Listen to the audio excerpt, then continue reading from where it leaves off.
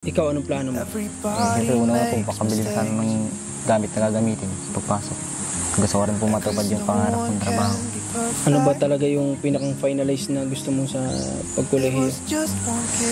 Pag nakatapos po akong kolehiyo, gusto ko lang po sana maging civil engineer. May sideline na rin. Sideline ako sa tita ko. Nag-sideline ka? Anong trabaho yung sinidelinean mo na yan? Kakawit po kami ng nyug. Sa mga tao tumulong-tulong, maraming salamat.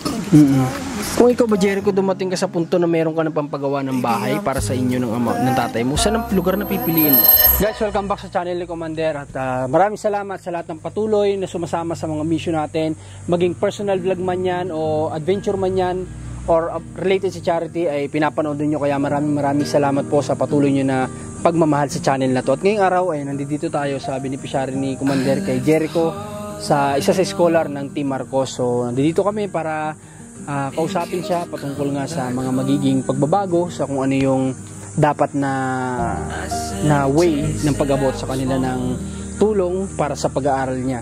So andito siya ngayon, samahan nyo kami na kamustahin siya. Tara, parang paulan na, dilim ang kalangitan. Okay, kamusta naman, Jericho? Okay naman po.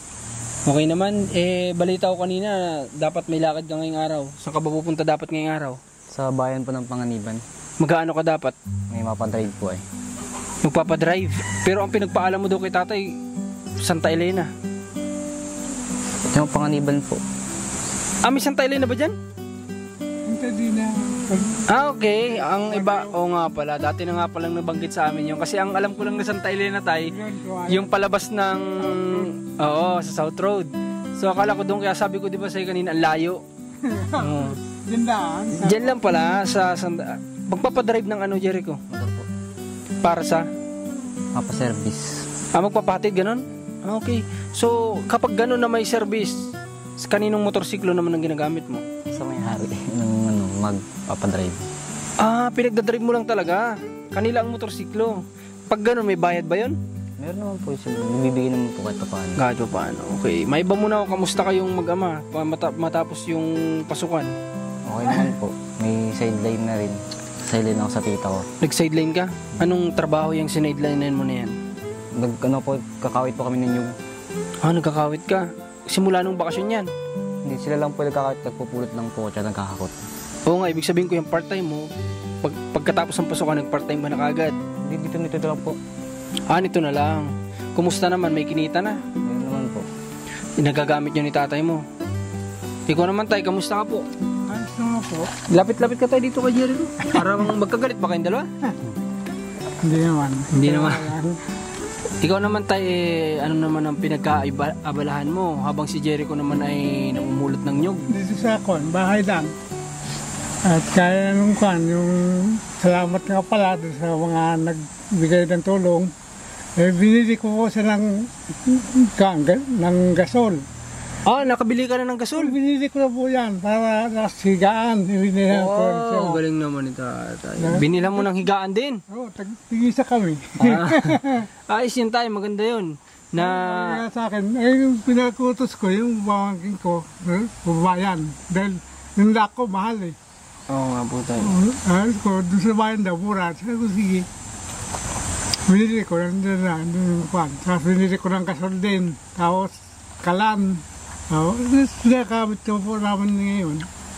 Okay tayo. So, ayos mga kabayan, kasi yung natanggap nila nung last time. Magkano ba yung nabigay ko sa inyo last time? Ay, 11 na tayo. 11,000 pesos. Binili nila ng gasol. Tapos ayun nga, nabanggit ni tatay na sa atin na binili din niya ng higaan kasi nga si Jericho ay ang inihiga niya yung binigayan lang na sobrang nipis na foam na halos wala naman ng foam yun, talagang parang yung cover niya na lang din naman yung nahihigaan doon. Okay, so tay, ito naman si Jericho, kamusta po ang contact sa kanyang nanay? Nagkausap ba kayo? Po kami nagkakausap. Wala kami komunikasyon kasi ikaw Jericho, di ka ba gumagawa ng paraan para makausap mo lang magulang mo? Minsan po, sa kapatid ko, tumatawag ako minsan. Nakikihiram. Makikiram ka na lang na magagamit para matawagan. Bilang Jericho, na alam ko na kami naman ay humahanga din sa'yo kasi hindi mo sinasayang din itong bakasyon na talagang kumakayod ka din, di ba? Para na sa ganun ay may pang-provide ka din dito sa bahay ninyo, di ba? Kaya humahagating kami sa iyo sa part na 'yon. Pero may gusto ako sa iyo tanong. 'Di ba, natapos ka ng pag-school mo? Naibigay ba sa iyo ang card mo? Hindi po. At di po talaga nakapunta si Papa eh. Magulang po talaga dapat kukuha niya. Magulang ang dapat nakukuha. Hindi Okay. ako, di ko alam na ako magulang. Kung sana'y tindakan, kakarating ako doon sa school. Bakit hindi mo ba nasabi sa kanya? Nahiya nga rin ako at siyempre po at layo din lakad. Ang sabi May niya, lift pa. Kaya hinayaan mo na lang. Kaya ako na lang po. Pasado naman.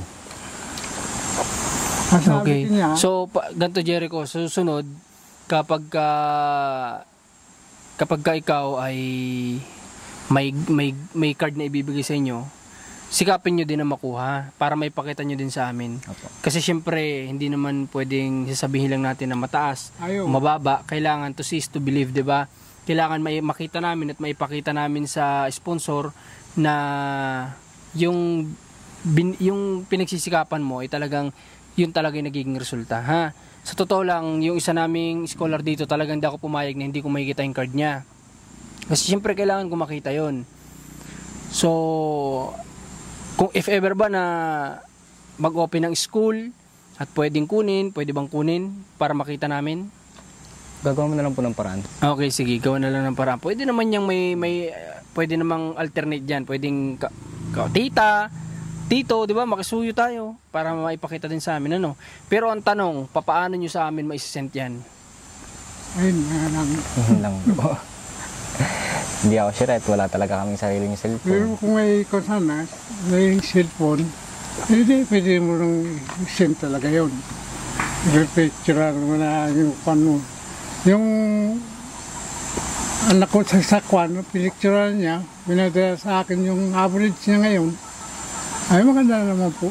Ang resulta, 96 po siya. 96 yung average. Oh. Bumataas yun. Ay, yun na po yun. May honor ka ba? Saktong pasado lang po talaga. Saktong pasado lang. Okay lang yun. Basta hindi naman kami naghahangad sa inyo ng talagang as in sobrang... Sino yung 93 na tinutugan ni tatay? Kapatid mo? Opo. Kapatid niya. Oo. Akala ko si Jericho. Ayun siya po sa taas. Okay, so sige. Basta Jericho, kailangan makita din namin, ha? Sikapin na maisin sa amin. May mga kamag-anak naman dyan na may cellphone. Hanapin mo yung page o Facebook ni Commander ni Marcos. Di ba? Since siya naman talaga i-handle sa inyo, kami lang yung nagpapaabot ng mga blessing para sa inyo. I-search mo yung ano na yun, tapos mag-send ka sa kanya. Ha? Para naman may pakita din namin sa mga tumutulong sa atin na talagang si Jericho po ay ito yung grades niya. May proof. Sa madaling salita, di ba? Ikaw ba, naniniwala ka ba sa White Lady? Hindi. Kasi hindi mo nakikita. Ganun din yun. Hindi din basta-basta dapat maniniwala kung hindi mo nakikita. Di ba? Okay. So, Tay, ganito, si Jericho ba, paano? May gamit na ba? Kung sa gamit po, sa kayong pasukan, wala pa. Wala pa. Wala pa po. Hindi po ko nakapili pa. Kung nakakuha po, mapili po ko dahil. Mga matulong rin yung mga kan. May gusto ako sa inyong tanong, Tay, bilang din, sa inyo, Jericho. Kung sakaling hindi namin kayo nakilala, kapag itong darating na pasukan, may mga, kahit pa paano, mayroon ka kayang mga magiging panibago naman na gamit naman. Yung iba naman po, nagbibigay naman po ng kahit pa paano na karagdagang kagamitan. Karagdagan, kamag-anak. Mabait din yung nila, ang mga nakapaligid sa kanila dito kasi kahit pa paano, may kagaya niya, mga damit-damit nila na sinusuot, bigay-bigay din yan. Bigay-bigay din yan, guys. Bigay lang din yan. So itong bahay na to, patira lang din sila dito, hindi nila to sarili. Ginagawa na nga nung binubira baka na po nung anak niya. Paano kapag ginawa to?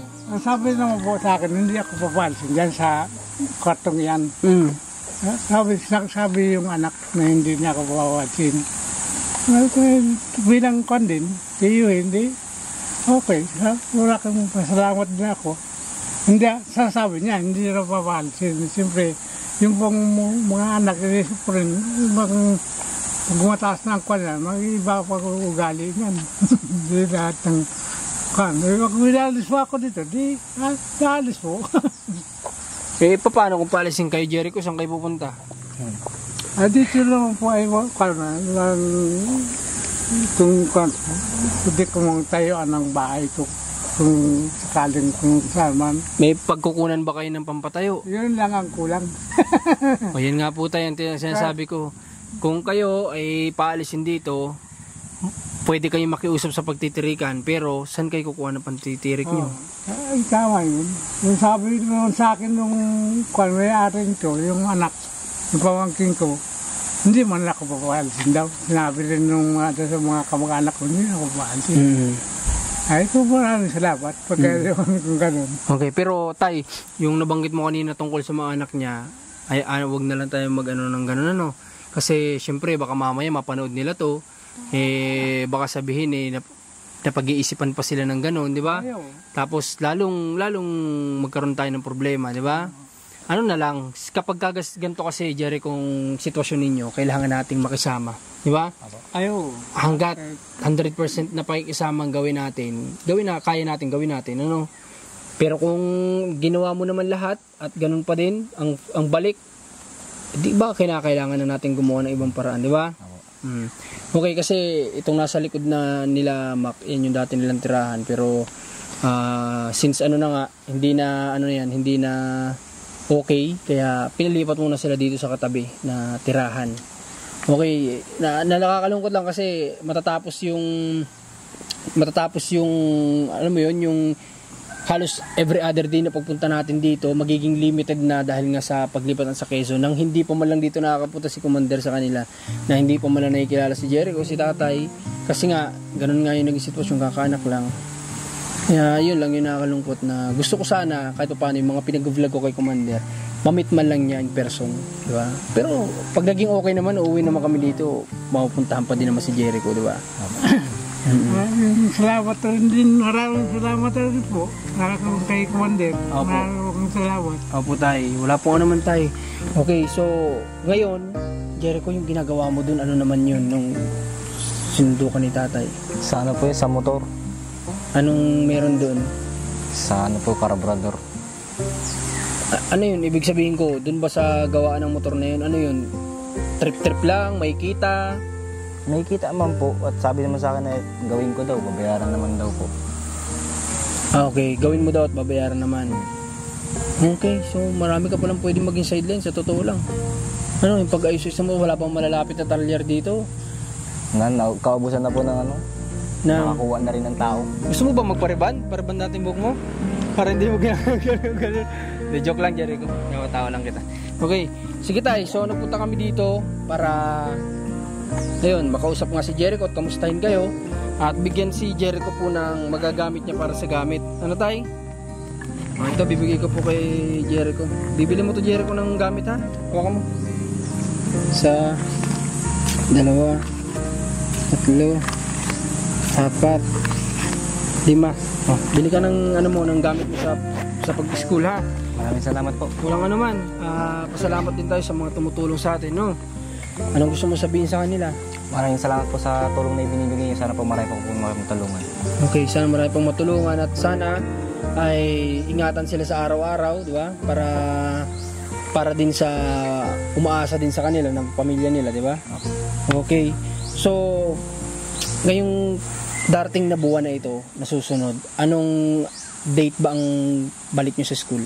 Kung ang sabi po sa akin ay baka daw po mga June 16. June 16 ang pasok. Anong grade ka na ba sa pasukan? Grade 10 po. Grade 10. So may ano pa siya, 3 years pa siya na ipapasok. Ano? May 3 taon pa siya, guys, na ipapasok dito sa paaralan na ito. Okay. Ano bang na-look forward mo na gagawin mo after ng school? Yung final, kasi syempre habang lumalapit yung panahon, dapat meron na tayong naka-ready din na plan A, plan B, plan C, di ba? Ikaw, anong plano mo? Siyempre, una-una po, pakabili na sana ng gamit na gagamitin pagpasok. Hindi, ibig sabihin ko, pag natapos ka na ng K-12, ano yung na-look forward mo na gagawin mo? Bala pa po nga sana mag-college ay. At gusto ko rin po matupad yung pangarap kong trabaho. Ano ba talaga yung pinakang finalize na gusto mo sa pagkolehiyo? Pag nakatapos po akong kolehiyo, gusto ko lang po sana maging civil engineer.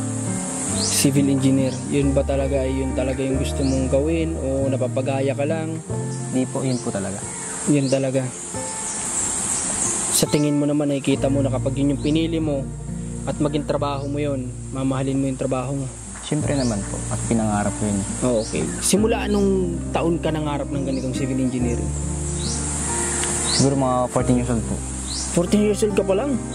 Grabe. Bibihira din yun na sa ganong edad may pangarap ka na talaga na gusto mong marating, di ba? Ikaw ba, Jericho, may target ka ba sa buhay?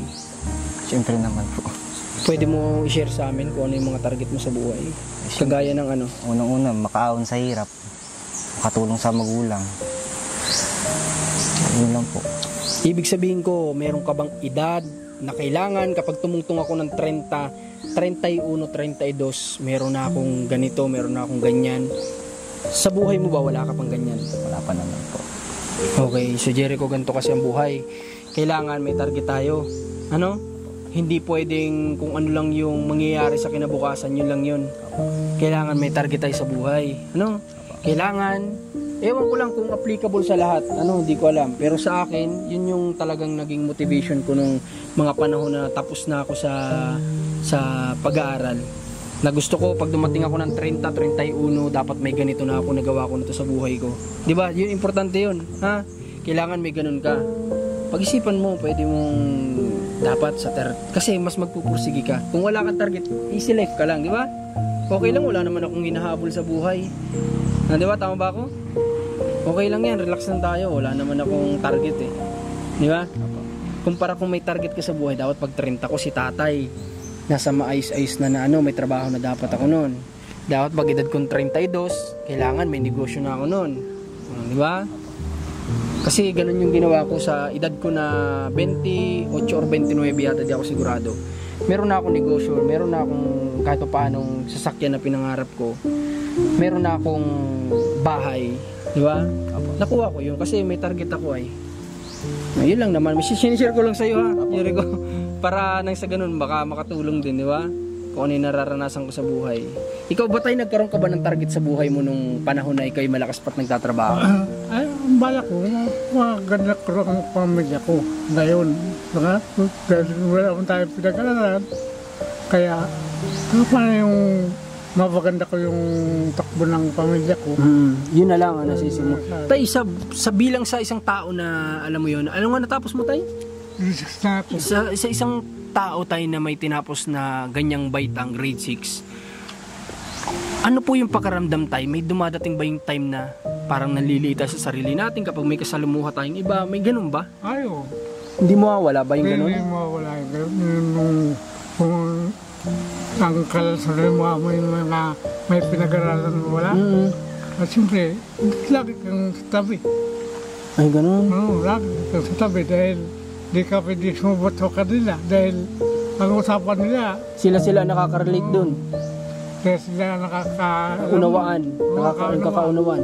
So guys, sa mga bata dyan, sa mga pinag-aaral na magulang ngayon, paulit-ulit ko sinasabi, si tatay na po ang maging natin, example na hindi nakapagtapos ng pag-aaral ay napakahirap ng walang tinapos sa pag-aaral. Edukasyon ay napaka-importante, ang diskarte, tsaka mo na yun gawin kapag nakatapos ka na ng pag-aaral, di ba? Di ba? Hindi mo kasi kailangan mamili kung edukasyon o diskarte. Pagsabayin mo yun, di ba? sabi ko nun, huwag kayong bayang na utusan, kayo ang utos. Tama yun. Mangarap Mangarap kayo na someday kayo naman ang uutos, di ba? mangyayari yun, mag-aaral kayo mag-utos. Mag-aaral na mabuti. So yan guys, may natutunan tayo dito sa mga kabataan. Ang walang tinapos ay hindi naman lahat. Kasi marami ding walang tinapos na nagnegosyo at nag-success. Pero sa Pilipinas ay kinakailangan din natin talaga yung diploma. Di ba? Oo, kung tayo ay wala naman talagang mamanahin na pang negosyo sa mga magulang, importante yung diploma. Magtrabaho, makaipon, tsaka magnegosyo, di ba? So, ayun, may lesson tayo dito sa kay tatay. Kaya tsaka nabanggit niya sa akin dati na kapag daw may mga kasabayan siya nag-a-apply, ang natatanggap lagi Ayun, may pinag-aralan. Tapos si tatay na grade 6 lang, minsan dinidiscriminate, di ba? Kahit na yung skill naman niya, pasok naman talaga dun sa ina-apply niya, minsan nadidiscriminate yun. Ay, iba talaga yung may diploma. Totoo yan. Kaya, yun. Kaya ito yung rason, kaya si Jericho ay napili din na maging scholar. Kasi nga, yung pangarap ng tatay niya na para sa kanya, dati hindi niya nagawa. Kahit kay Jericho man lang sana mangyari. Kaso wala siyang kakayanan. Kaya, nandito yung team natin para matupad yung pangarap ni Jericho na makapagtapos. Lalo na ngayon, hindi na ako trabaho. Hindi ako, na-stroke na ako eh. Kaya, bigay ng mga kamag-anak. Ang pinangako ko, maraming salamat sa kanila. Sa mga tao tumulong-tulong, maraming salamat. Kung ikaw ba, Jericho, dumating ka sa punto na meron ka ng pampagawa ng bahay para sa inyo ng tatay mo, saan ang lugar na pipiliin mo? Dito na lang po siguro, bibili na lang sariling lupa. Dito pa rin sa lugar na to? Oo. Ano ba yung nakikita mo sa lugar na to? Bakit dito mo gusto? Eh, dito po talaga gusto ng tatay ko eh. Okay. Kung dito nyo ba pipiliin na manirahan, kayo ba ay may masusustain naman yung mga o si papa mo na lang yung dito at ikaw ay magtatrabaho, ganun ba? Depende po, una ka po makakapagtayo ka rin ng negosyo dito eh. Siyempre, hindi mo na pwedeng pabayaan yan, may mermi ka din dito. Depende na lang po yun. Okay. Kasi marami pa rin pwede mangyari kasi in the future, Opo. Pwede pa naman pong mabago yun. Pwede mabago. Yung mga perspective natin sa buhay, pwedeng next year iba na naman. Opo. Di ba? Pero at least lang, kahit pa paano, meron ka ng mga naka-ready sa sarili mo na pwedeng gawin, di ba? Okay. So, Tay, ngayon ba, anong tanghalian ninyo? Ay, nagkahalian na kami. Anong inulam nyo? Gulay po. Gulay na Papaya. Saan galing? Niluto ko. Ginulay po ng tatay ko eh. Ikaw nagluto, Tay? Saan galing yung papaya? Doon sa kapitbahay. Meron pala kayo taniman dyan ng papaya, Tay? Sabi sa akin, bibigyan ako. Tatanggapin. Siyempre, blessing yun ay. Blessing Di ba? Natutuwa lang din ako kasi kanina nakita ko si tatay, parang mas okay yung lakad niya ngayon kumpara nung unang-una ko siya makita na naglalaba dyan sa sapa. Parang mas okay ka ngayon, Tay. Ano? May isis na kwan, na kurang ko, kiramdam. Kaya okay na hindi nakainom ng gamot na kwan. Parang anong pakaramdam mo ba pag di ka nakainom ng gamot? Parang atakihin ka, ganun? Parang nahihila po, ganun. Okay. So, Kaya ngayon, ang gamot ko pala, kaya pala hindi ako nakakuan. Then, 100 milligrams na kailangan. kailangan magpalit? Kailangan mo palit. Okay. So, Jericho, dapat kahit minsan kapag hindi ka masyadong busy, samahan mo yung tatay mo sa center, ha? Para na-check yung BP niya. Kasi mas lalo tayong mahihirapan kapag si tatay inatake na naman. Sikam na ako, kaya ako nalaman na gano'n, naggaling ako sa doktor, na yung 50, 2 beses kong inumin, nasa mga apo, yun. Pero yung 100, isa lang. Okay. So, sige. So, anong plano mong bilhin sa mga gamit mo? Ano bang kakulangan? Eh, si Papa na po bahala dito. Si papa mo na. Pero siyempre, ikaw nakakalam ng pangailangan mo. Opo. Okay, sige, kayo nang bahala ha. So, yun, maraming salamat sa sumama sa video na to ngayon. Huwag niyong kalimutan guys na mag-like, mag-comment at mag-share. Malaking bagay po yan, lalo na yung mga hindi nag-i-skip ng ads. Malaking bagay po yung ginagawa niyong pagtulong. At syempre, ganoon na rin sa sponsor natin na tumutulong sa atin para si Jericho ay makapagtapos. Thank you so much po sa inyo. Pasensya na kung ngayon lang ulit kami nakabisita dito kasi nga may mga bagay na nangyayari din sa buhay namin na nahihirapan din kami sa schedule. Kaya ngayon lang ulit kami dito nakabisita kay Jericho. Pero at least, nandito pa din naman at wala pa naman pasok, di ba? Good timing naman siguro yung punta namin. Wala pang pasok naman, ano? Okay, so yun. Congrats at grade 6 ka na sa pasukan. At sige tayo, ha? Okay. Salamat. Sige po. Boto niyo ako tayo sa susunod. Okay, so yun, maraming salamat ulit. Supportan niyo Commander Marcos, Rans TV, Marcos TV channel. Supportan niyo yung team namin, Team Marcos. At sabi ko nga sa vlog ko kanina, hindi ko alam kung magkakaroon pa tayo ng vlogs dito or sa Quezon na yung susunod. So, ingat kayo palagi at God bless sa inyo lahat.